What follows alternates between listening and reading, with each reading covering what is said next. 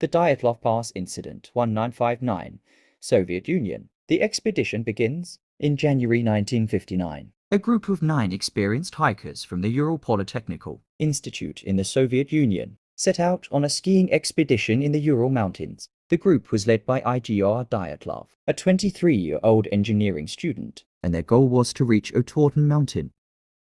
The group consisted of 7 men and 2 women, all highly skilled in hiking and survival. They documented their journey in diaries and photographs, showing a cheerful and well-organized expedition. However, something happened on the night of February 1, 1959, that led to their mysterious and gruesome deaths. When the hikers failed to return on the expected date, a search party was sent out. On February 26, rescuers found the group's abandoned tent on Kolat Sayako, a mountain whose name in the local Mansi language ominously translates to Dead Mountain. The tent was half buried in snow, slashed open from the inside, and all their belongings, including shoes and warm clothing, were left behind. This was the first sign that something had gone terribly wrong. As the search continued, the first 5 bodies were discovered, about 1.5 kilometers away from the tent, near the edge of a forest. They were wearing only undergarments and socks. Despite the freezing temperatures of 30 C20 to F, 2 of them had burned hands, and nearby were the remains of a makeshift fire, suggesting they had tried to warm themselves.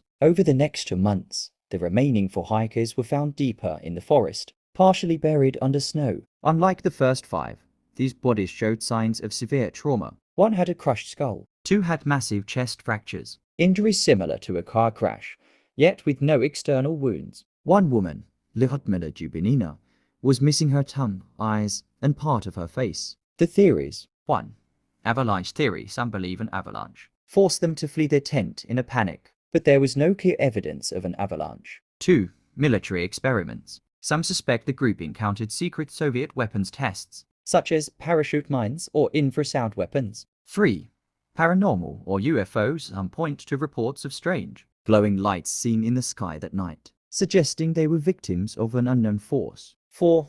Yeti attacker theory, fueled by strange footprints and the extreme injuries some of the hikers suffered. 5. Indigenous Mansi attack. Some initially thought local Mansi tribespeople had attacked the group, but no signs of a struggle or human tracks were found. The Soviet authorities ruled the deaths as caused by an unknown compelling force, and the case was quickly closed. In 2019, Russian authorities reopened the investigation and concluded that the hikers likely died due to an avalanche and hypothermia. However, many remain unconvinced due to the strange nature of their injuries and lack of evidence for an avalanche.